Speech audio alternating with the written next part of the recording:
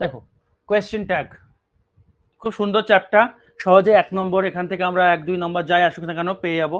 Just যা যা বলছি শোনো এবং নোট করতে থাকবে দেখে দেখে।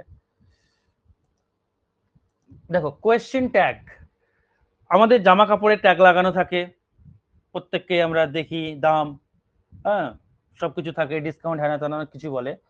কোয়েশ্চেন ট্যাগ ব্যাপারটা কি, সেই ট্যাগের সাথে কি সম্পর্কিত সেটাই আমরা দেখবো। দেখো কোয়েশ্চেন ট্যাগ অ্যাকচুয়ালি ব্যাপারটা কি, ট্যাগ লাগিয়ে দেওয়া মানে কি, এই যে ট্যাগ, এটার মানে কি অ্যাকচুয়ালি, আমি তোমাকে হয়তো বললাম বা কোনো একটা ছেলেকে বললাম কালকে তোকে দেখলাম, কালকে তোকে শপিং মলে দেখলাম, তাই না? মানে আমি যখন এটা তোমাকে কোয়েশ্চেন করলাম, ধরো বললাম Radha has bought a new house, আমি কিন্তু কনফার্ম নয়, আমি কিন্তু কনফার্ম নয় রাধা বাড়ি কিনেছে কিনা, কিন্তু আমি বলছি, জাস্ট অনুমান করছি, গেস করছি, Radha has bought a new house, Radha একটা বাড়ি কিনেছে, তাই না? হ্যাঁ, বা সে কি কেনেনি, এরকম করে আবার লাস্টে বলছি, তুমি দাঁড়িয়ে আছো, তোমাকে জিজ্ঞেস করছি রাধা একটা বাড়ি কিনেছে, তাই তো, সে কিনেছে তো, এরকম। তো আমি আমার এই যে স্টেটমেন্টটা আমি যেটা দিলাম, এটাকে একদম নিশ্চিত হওয়ার জন্য, এই যে ইনফরমেশনটা একদম নিশ্চিত করার জন্য, বা যে তথ্যটা আমি শুনেছি সেটা সঠিক কিনা সেটা অ্যাপ্রুভাল পাওয়ার জন্য, আমি আবার একটা পাল্টা একটা স্টেটমেন্টের পরেই পাল্টা একটা কোয়েশ্চেন করব, নিজেই কোয়েশ্চেন করব, আমি মানে স্টেটমেন্টটা দেবো যে আমি আবার কোয়েশ্চেন করব, সে কিনেছে কি, এরকম রাধা একটা বাড়ি কিনেছে, সে কিনেছে তো, এরকম তোমাকে আমি জিজ্ঞেস করলাম, বা এই তোকে আমি শপিং মলে কালকে দেখলাম, তুই না, তোকে তো, এরকম আর কি। তো নিজেই যখন একটা ইনফরমেশন আমি পেয়েছি, সেটাকে কাউকে বলছি, সেই তথ্যটা দিচ্ছি, তার সাথে সাথে সেই স্টেটমেন্টটার নিশ্চিতকরণের জন্য, একদম নিশ্চিত হওয়ার জন্য, বা স্টেটমেন্টটার অ্যাপ্রুভালের জন্য পাল্টা একটা আমি এখানে একটা ট্যাগ লাগিয়ে দিচ্ছি। কিসের ট্যাগ? কোয়েশ্চেনের ট্যাগ। এটা কোয়েশ্চেনের ট্যাগ লাগিয়ে দিচ্ছি, দিয়ে আমি আমার স্টেটমেন্টটা সত্যি না মিথ্যা সেটা যাচাই করছি, এটাই হচ্ছে কোয়েশ্চেন ট্যাগ। এবার এইখানটায় যে ট্যাগটা আমি বসাবো, কোয়েশ্চেন ট্যাগ অলওয়েজ, এই যে কোয়েশ্চেন ট্যাগ, এই যে এখানে শূন্যস্থান দিচ্ছি, এখানে আমি কোয়েশ্চেনটা করব, এই কোয়েশ্চেন ট্যাগ যেটা করব আমি, কোয়েশ্চেনটা কিন্তু অলওয়েজ ট্যাগে দুখানা ওয়ার্ড থাকবে, তার বেশি না, আমি এগুলো সব লিখে দিচ্ছি, চিন্তা নেই, এখন আপাতত বোঝো, এই ট্যাগে দুখানা ওয়ার্ড থাকবে, দুখানার বেশি, 3খানা হলে চলবে না। 1 নম্বর পয়েন্ট। 2 নম্বর পয়েন্ট হচ্ছে এই ট্যাগে একটা হেল্পিং ভার্ব থাকবে এবং একটা প্রোনাউন থাকবে, নাউন থাকলে চলবে না, ঠিক আছে? কোয়েশ্চেনটা হবে স্মল, দুখানা ওয়ার্ডের কোয়েশ্চেন। ট্যাগ মানে আমি আমার ইচ্ছা মতো যা ইচ্ছা বললাম হবে না, দুখানা ওয়ার্ড নিয়ে একটা ট্যাগ হবে কোয়েশ্চেন ট্যাগ, ঠিক আছে? সো এই যে কিভাবে এখানে কোয়েশ্চেনটা, কিভাবে ট্যাগটা আমি লাগাবো, কোন হেল্পিং ভার্ব ইউজ করব, কোন প্রোনাউন ইউজ করব, সেইগুলোই আমরা দেখে নেব। তাহলে আপাতত বোঝা গেল কোয়েশ্চেনটা কি বলছে, ইট ইজ আ স্মল কোয়েশ্চেন, এটা একটা ছোট question that is used at the end of A statement. একটা আমি স্টেটমেন্ট দিয়েছি, এই যে স্টেটমেন্টটা, স্টেটমেন্টের শেষে আমি ব্যবহার করি, কিসের জন্য? For the approval of the statement, এই স্টেটমেন্টটা বা এই বক্তব্যটার অ্যাপ্রুভালের জন্য আমি ট্যাগটা অ্যাড করি আর কি। চলো তাহলে ডেফিনিশন লিখে নিই। ডেফিনিশন লিখবো এরকম,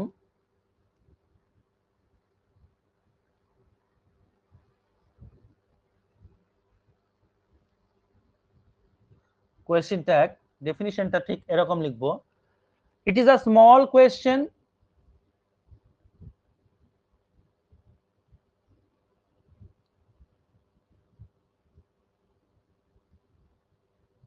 দ্যাট ইজ ইউজড, যেটাকে ব্যবহার করা হয়, তোমরা বাংলায় তোমাদের মতো করে লিখে নেবে, আমি ট্রান্সলেট করছি, দ্যাট ইজ ইউজড at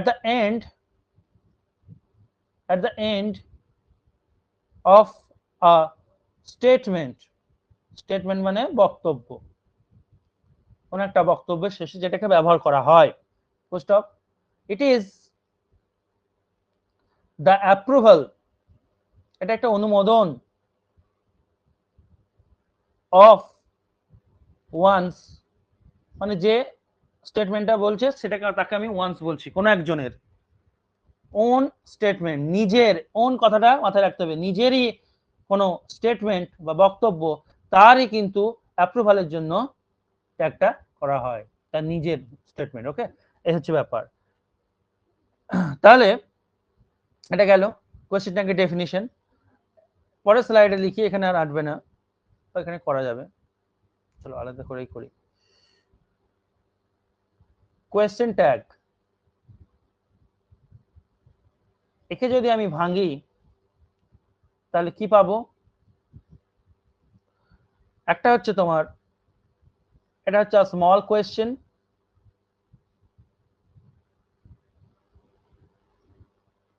আর একটা দিকে বলবো ইট ইজ আ কম্বিনেশন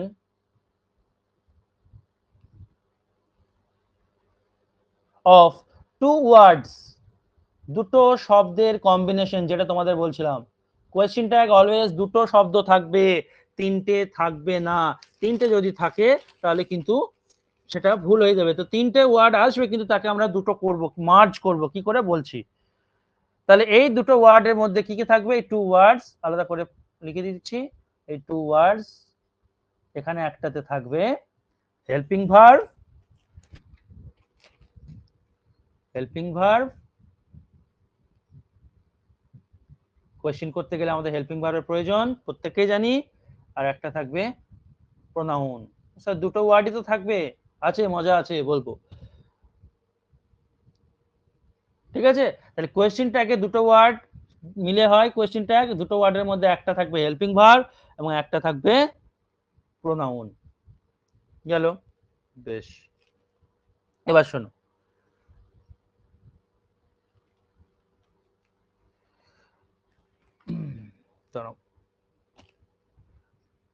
পরের স্লাইডে লিখছি। কোয়েশ্চেন ট্যাগকে আমি যদি দুভাগে ভাগ করি,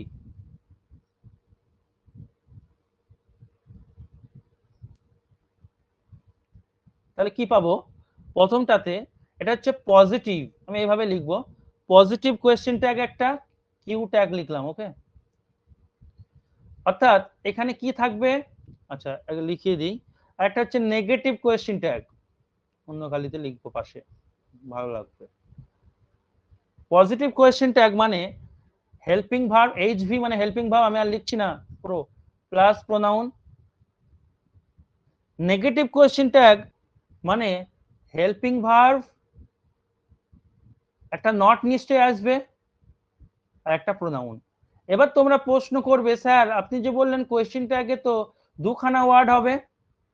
হ্যাঁ, দুখানা ওয়ার্ড, ঠিকই বলেছি, ঠিকই শুনেছো, দুখানা ওয়ার্ডই হবে। কিন্তু তোমাকে তাহলে কি করে নিতে হবে? যখনই নাবাচক বাক্যে একটা নট চলে আসবে, তখন তোমাকে বা আমাকে যেটা করতে হবে সেটা হচ্ছে একে মার্জ করে দুটো ওয়ার্ড বানাতে হবে। ঠিক আছে, মার্জ করে দুটো ওয়ার্ড বানাতে হবে। মার্জ মানে যুক্ত করে দেওয়া, মিশিয়ে দেওয়া। মার্জ করে দুটো ওয়ার্ড, এদিকে লিখছি, পরেরটা লিখছি, দুটো ওয়ার্ড বানাতে হবে, যাকে বলে কন্ট্রাক্টেড ফর্ম অফ ওয়ার্ডস, যাকে বলে কন্ট্রাক্টেড, সংক্ষিপ্তকরণ আর কি, ফর্ম অফ ওয়ার্ডস।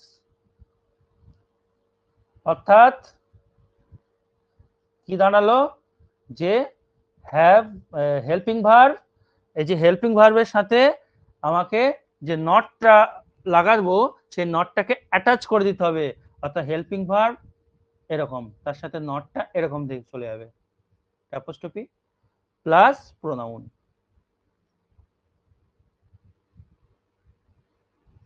ঠিক আছে, এইটা করে দিতে হবে, মার্জ করে আমরা এইটা করব, মনে থাকে যেন। অর্থাৎ এইটা কখনো লিখবো না, হ্যাঁ সরি, হেল্পিং ভার্ব প্লাস, কখনোই আমরা helping verb plus not plus pronoun বসাবো না, এটা কিন্তু ভুল। সঠিক আনসার উপরে। ক্লিয়ার? তাহলে চলো এবার আমরা শুরু করি।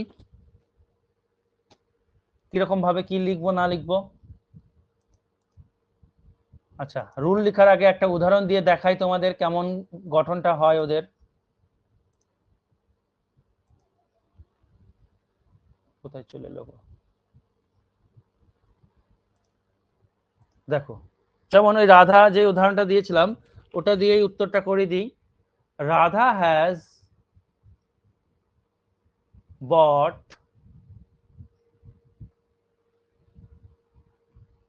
আ নিউ হাউস, কমা দিয়ে এইখানে কোয়েশ্চেন ট্যাগটা বসাতে হবে। আমি শূন্যস্থান দিচ্ছি কিন্তু শূন্যস্থানের প্রয়োজন নেই, এখানে বসাতে হবে বলে দেখাচ্ছি, শূন্যস্থান দেবে না যেন। ঠিক আছে, তো এইখানটায় তোমার কোয়েশ্চেন ট্যাগের স্থান। তো এই কোয়েশ্চেন ট্যাগটা কি হবে ব্যাপারটা শোনো। যদি বাক্যটা, আমি এটা প্রথম রুলেই বলবো, বাক্যটা মানে স্টেটমেন্টটা, এই যে স্টেটমেন্ট এতটা, এটা যদি পজিটিভ হয়, যেমন এখানে স্টেটমেন্টটা কি পজিটিভ, এখানে কোনো নাবাচক আছে, রাধার একটা নতুন বাড়ি রয়েছে, এখানে নাবাচকের কিছু নেই, তাহলে এটা স্টেটমেন্ট যদি পজিটিভ হয় তাহলে এই যে কোয়েশ্চেন ট্যাগটা এটা হবে নেগেটিভ। বোঝা গেল? আর স্টেটমেন্ট যদি তোমার নেগেটিভ হয় কোয়েশ্চেন ট্যাগ হবে পজিটিভ, উল্টোটা, এটা মাথায় রাখতে হবে। তার মানে আমাকে কি করতে হচ্ছে, এখানে নেগেটিভ কোয়েশ্চেন ট্যাগ বসাতে হবে, তাই তো? তো নেগেটিভ কোয়েশ্চেন ট্যাগ বসাতে হবে।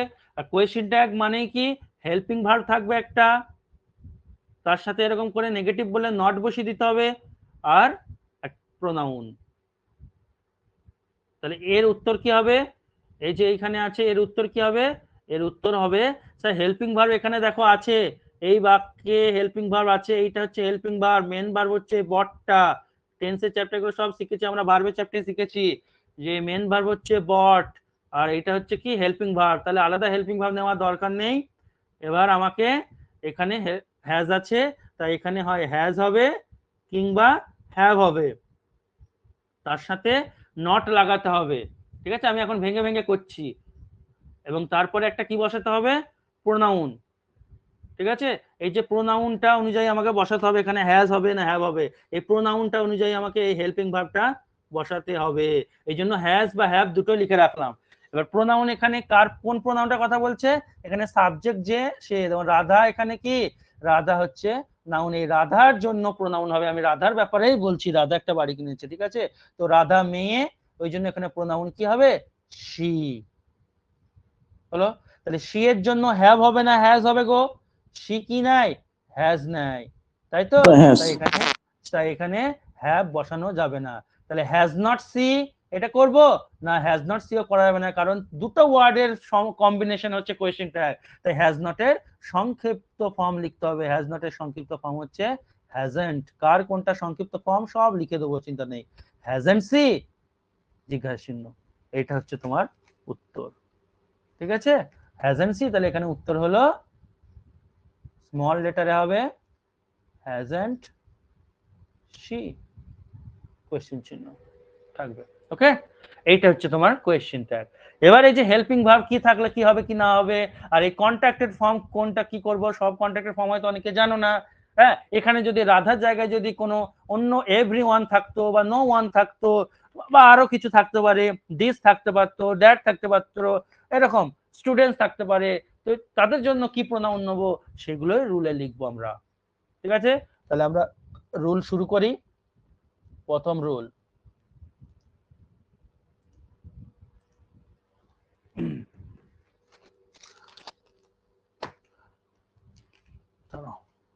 প্রথম রুল যেটা বললাম পজিটিভ স্টেটমেন্ট ওই ব্যাপারটা, তো রুল 1,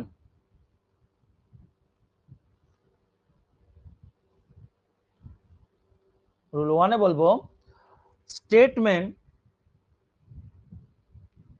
বক্তব্যটি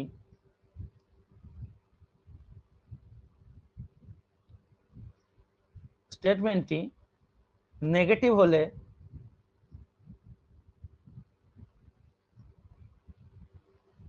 কিউ ট্যাগ লিখবো, আমি কোয়েশ্চেন লিখছি না, কিউ ট্যাগ অ্যাফার্মেটিভ হয়,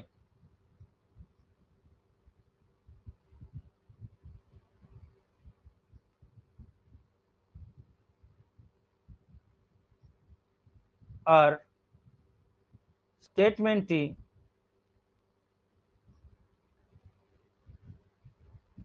পজিটিভ হলে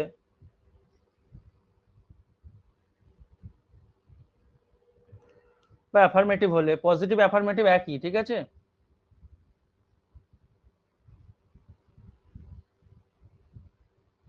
হলে কিউ ট্যাগ নেগেটিভ হয়।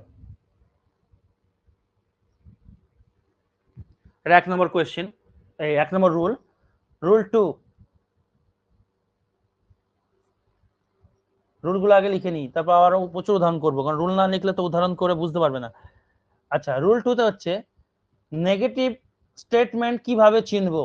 অনেকে নেগেটিভ স্টেটমেন্ট চিনতে পারে না, স্যার নট থাকলে হয়ে যাবে না, শুধু নট থাকলে নেগেটিভ স্টেটমেন্ট হয় না, আরো অনেক কিছু নেগেটিভ ওয়ার্ড আছে। তো নেগেটিভ স্টেটমেন্ট কিভাবে চিনবো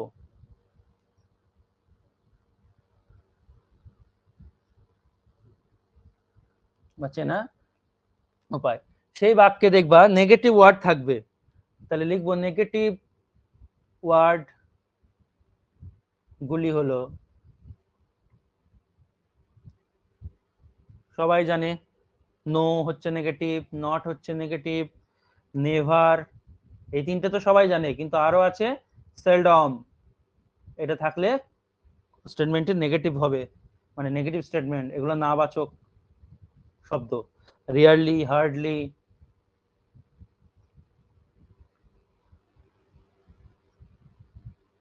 barely, scarcely,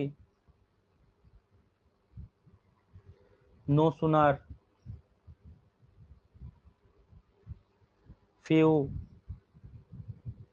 little, none, neither, no one, nobody,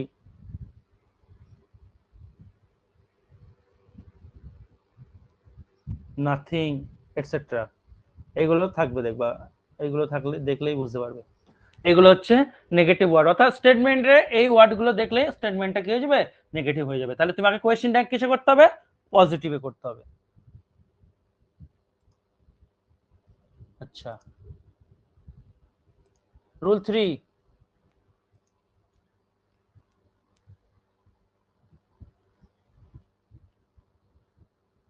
rule 3 বলছে কোয়েশ্চেন ট্যাগের প্রোনাউন কিভাবে ঠিক করব।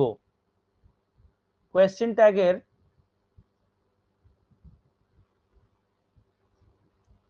প্রোনাউন, যেমন রাধা ছিল সি বসালাম, তো এটা ইজি, রাধা ছিল মেয়ে বলে সি বসালাম, তো আরো অনেক কিছু থাকতে পারে, সে প্রোনাউন গুলো চিন্তা আমাদের প্রবলেম হবে, তো তার সেগুলোই লিখবো এখানে, কোয়েশ্চেন ট্যাগের প্রোনাউন কিভাবে ঠিক করব।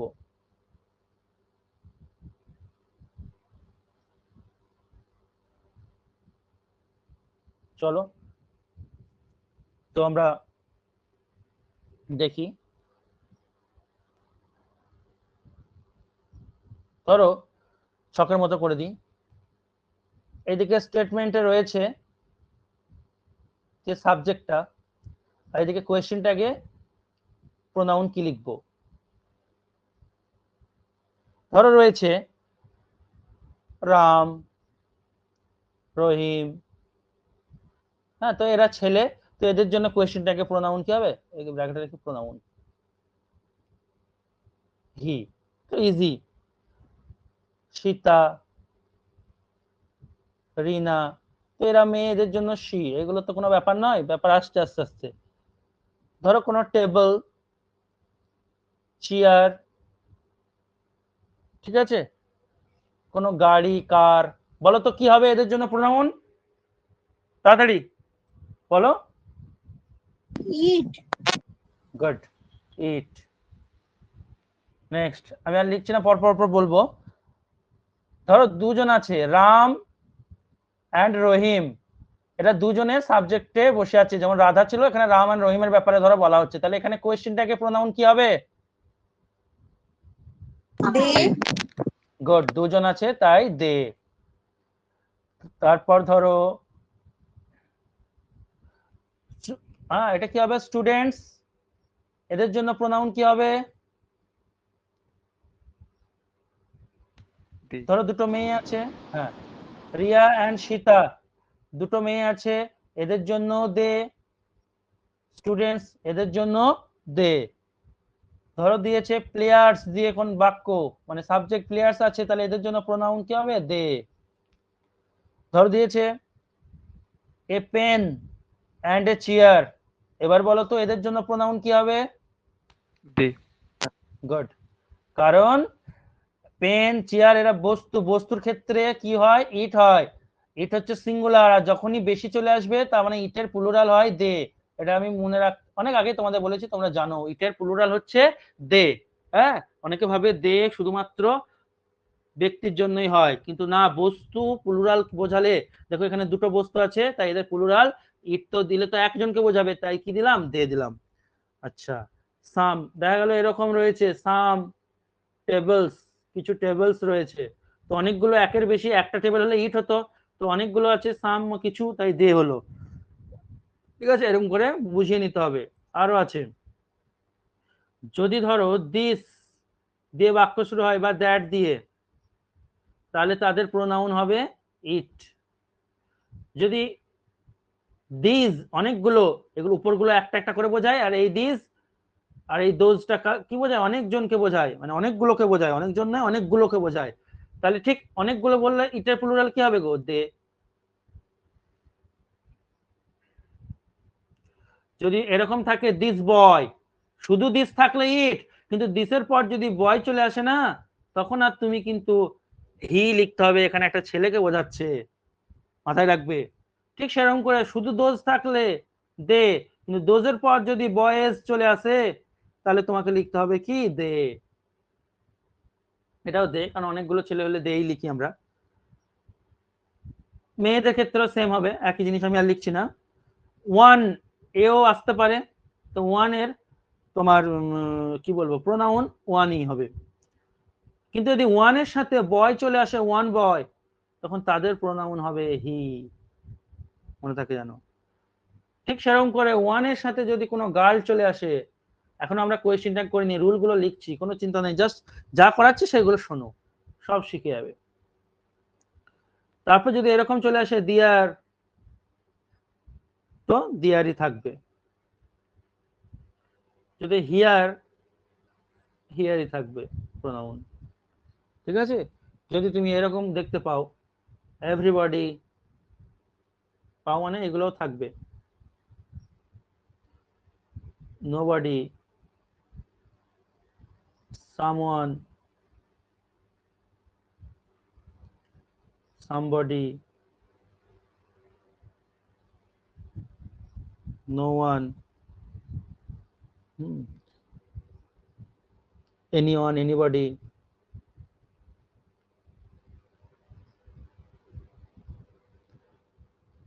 এভরিওয়ান লিখেছি তো, এভরিবডি এভরিওয়ান লিখিনি না, এভরিওয়ান।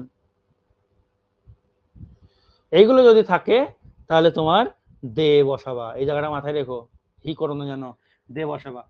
ঠিক সেরকম করে এভরিথিং, ওগুলো তো মানুষের জন্য এভরিবডি এভরিওয়ান ছিল, এবার কোনো জিনিসের জন্য এভরিথিং, নাথিং, তারপরে সামথিং, এগুলো সব জিনিসকে বোঝায়, থিং, এনিথিং। এইগুলো এলে কিন্তু এদের জন্য বসাবে প্রোনাউন ইট। আগেরটা ছিল দে, এটা কিন্তু ইট, মাথায় রাখবে। এই দুটো জিনিস মাথায় রাখবে, এই লাস্টের দুটো কিন্তু ভিভিআই। ঠিক আছে, তাহলে এটা কত নম্বর ছিল রুল? রুল 3। রুল 4 লিখবো এবার।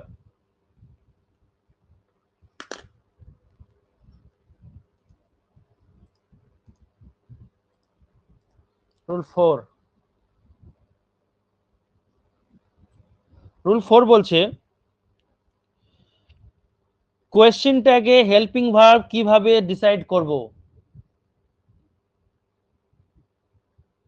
আগেরটাই না হেল্পিং ভার্ব ছিল, সবসময় থাকবে না, কোয়েশ্চেন ট্যাগে হেল্পিং ভার্ব কিভাবে ডিসাইড করব।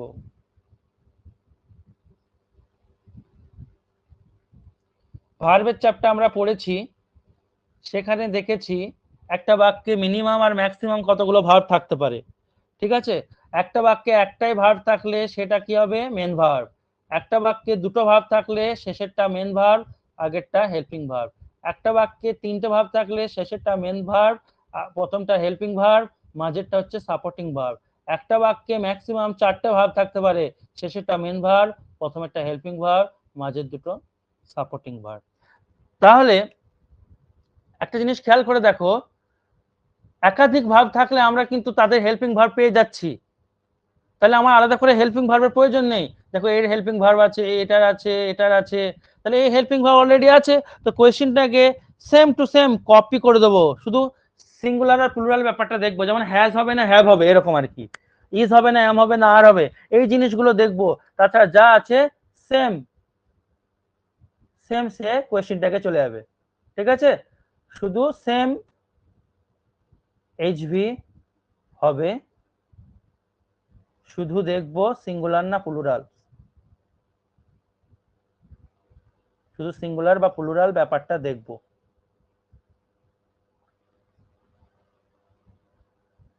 হলো, কিন্তু এই যে মেন ভার্ব, এখানে তো হেল্পিং ভার্ব নেই, তাই তো।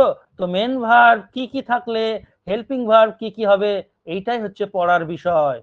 ঠিক আছে, এটাই পড়ার বিষয়। তো মেন ভার্ব কি থাকলে আমরা হেল্পিং ভার্ব কি লিখবো না লিখবো, তো এটা আমরা পরের দিন এখান থেকেই শুরু করব।